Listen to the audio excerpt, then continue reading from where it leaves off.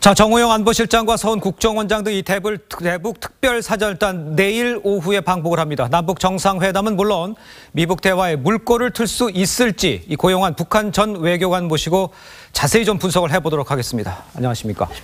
자, 지금 보면 특별사절단 몇 면을 지금 발표했으니까 보셨을 텐데 구성이 어떻다고 좀 평가를 할 수가 있겠습니까? 지금 현 문재인 정부의 대외 대북 전문가들이 적절하게 들어가 있다고 그렇게 평가할 수 있을 것 같습니다. 예. 그렇다면 적절히 잘 들어가 있다면 나름대로 의미가 있고 전략이 있을 텐데 이걸 받아들이는 김정은은 어떤 전략과 또 어떤 속내를 가지고 있다 이렇게 볼 수가 있을까요? 지금 그 답변은 어떤 답변이 나올 수 있는가 하면 김정은한테 지금 가장 힘든 건 미군의 선제적 공격. 네.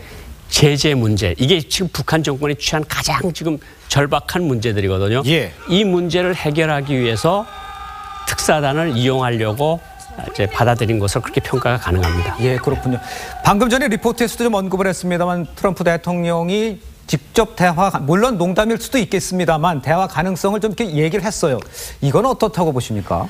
저는 트럼프 대통령이 햄버거를 먹으면서 대화하겠다는 이야기도 했었고 예. 그리고 대화 안 하겠다는 소리 한 적은 없습니다. 단 시간 끌기용 대화는 절대로 안 된다. 그러니까 핵 동결이나 핵무기를 더 완성하기 위한 그런 대화에 절대로 나서지 않고 비핵화의 의지를 보이는 대화에만 참여하겠다는 것이 트럼프 대통령의 거의 시정일관한 입장이고 예. 미국 행정부의 거의 시정일관한 입장이거든요. 예. 그런 거 없이 핵동결, 군사훈련 중지 이런 거 가지고 대화에 나서기는 쉽지 않을 겁니다.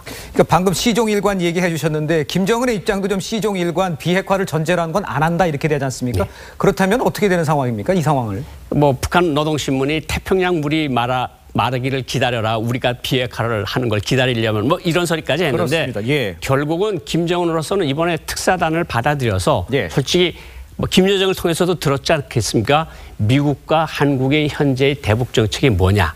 그러니까 미국이 지금 우리를 어떻게 생각하고 군사적으로 공격할 가능성은 있는 건지 예. 우리가 어떻게 해야 당신들이 제재를 좀 완화시키는 데 도와줄 수 있는 건지 이런 것들이 기본 관심 사항으로 김정은이 머릿속에 남아있을 거고 예. 우리는 그거에 대비해서 우리는 북한이 비핵화를 어느 정도 성의를 보여야 미국도 나설 수 있으니까 당신들도 일정한 정도로 성의를 보여야 한다. 네. 이런 입장을 강조할 것으로 보입니다. 자, 일정한 정도의 성의 이렇게 언급을 해 주셨는데 그렇다면 김정은이 들 수 있는 카드, 숨은 카드 같은 것들은 어떤 거가 있을 수 있을까요?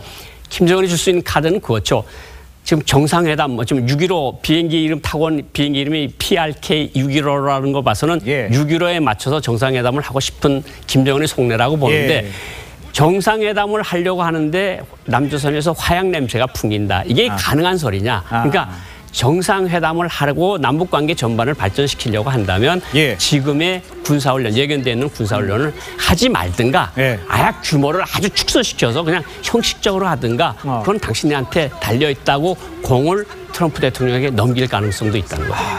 남북 정상회담 가능성은 어떻게 보십니까? 그렇다면. 거기까지 가는 게 쉽지 않을 겁니다. 지금 제재 국면이고 예. 실질적으로 트럼프 대통령도 이야기한 것처럼 제재가 효과를 예. 발휘하니까 김정은이가 대화에 나섰다고 보는 거거든요. 예. 조금 더 제재를 가하면 북한이 비핵화 의지도 표명할 수 있는데 지금 잘못하다가 비핵화 모멘텀이 흐트러질까 봐 걱정을 하는 거거든요. 예. 그러니까 이 제재나 모든 것을 봐서 정상회담까지 가는 길에는 여러 암초들이 많이 남아있다 이렇게 볼 수가 있을 것 같습니다. 하나만 좀 더 긴급하게 좀 여쭤보고 싶은 건 지금 이 대북 특사단이 가고 있는다고 하고 있는데 지금 김정은의 행보가 지금 급격히 줄어들고 있어요. 이거는 어떻게 해석을 할 수가 있겠습니까?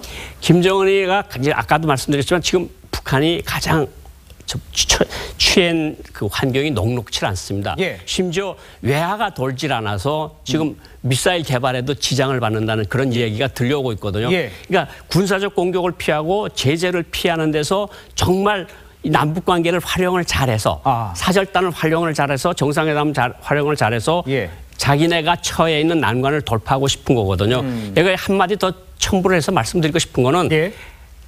특사단이 가는데 예를 들어서 우리는 의도가 분명히 있고 김정은과 만나서 그의 속생각을 듣고 싶은 마음이 있지 않겠습니까? 예. 그런데 김정은이가 마지막까지 만나주지 않고 김영남 만나고 총리 만나게 하고 이수영 국제부장 만나게 하고 예. 이런 간부들을 만나게 하면서 좋게 하면서 자기는 짧게 그냥 친서만 전달받는 그렇게 하는 모양새가 나올까 봐 지금 우려를 많이 하는 거거든요. 예. 그러니까 사실은 이번에 우리가 가서 제대로 우리 의지, 정말 당신네들이 처한 정편도 녹록지 않다는 거 알고 있다. 그리고 미국의 당신네에 대한 그 어떤 환경이 굉장히 안 좋으니까 당신네들이 올바른 선택을 하기 바란다. 이런 이야기들을 꼭 해주고 돌아왔으면 좋겠습니다. 우리를 애태우게 하는 그런 장면들도 미리 준비를 좀 해야 될 것 같다는 생각이 듭니다. 네, 지금까지 고용환 전 북한 외교관이었습니다. 수고하셨습니다.